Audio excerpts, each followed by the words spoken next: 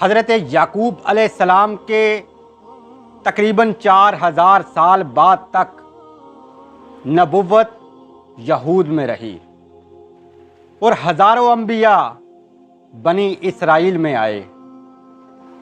تو اللہ تعالیٰ نے اولاد یعقوب سے کہا کہ ایمان لاؤ اس کتاب پر، کیونکہ یہ کتاب اس کتاب کو سچا کرنے والی ہے جو تمہارے پاس موجود ہے۔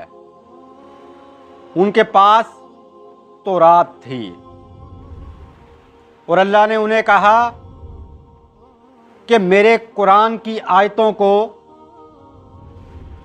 سستے داموں میں مت بیچو اور مجھ سے ڈرتے رہو۔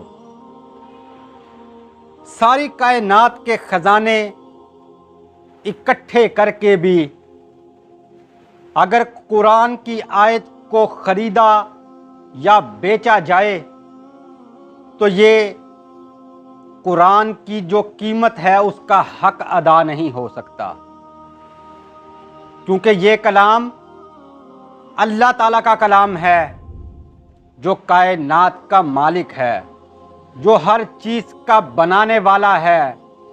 تمام خزانے اسی نے بنائے ہیں، تو کیا سارے خزانے مل کر قرآن کی آیت کی قیمت ادا کر سکتے ہیں؟ کبھی بھی نہیں کر سکتے۔ اب اللہ تعالیٰ نے یہودیوں سے کہا کہ یہ تمہاری کتاب کو سچا کرنے والی ہے۔ اس سے مطلب یہ نہیں کہ ان کی کتاب جھوٹی تھی، بلکہ اس میں حضور کی شانیں تھیں، حضور کا ذکر تھا۔ وہ لوگ حضور کی آیتوں کو چھپا لیا کرتے تھے تاکہ لوگ حضور پر ایمان نہ لے آئیں۔ تو اللہ نے کہا کہ تم جتنا مرضی چھپا لو، اس کتاب میں یعنی قرآن میں ہم نے سب کچھ واضح کر دیا ہے، اور اب وہ نشانیاں پوری ہونے والی ہیں۔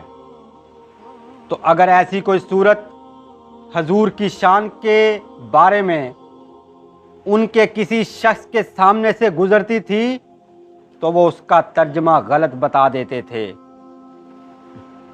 تاکہ یہ لوگ حضور پر ایمان نہ لے آئیں۔ وما علینا الا البلاغ المبین۔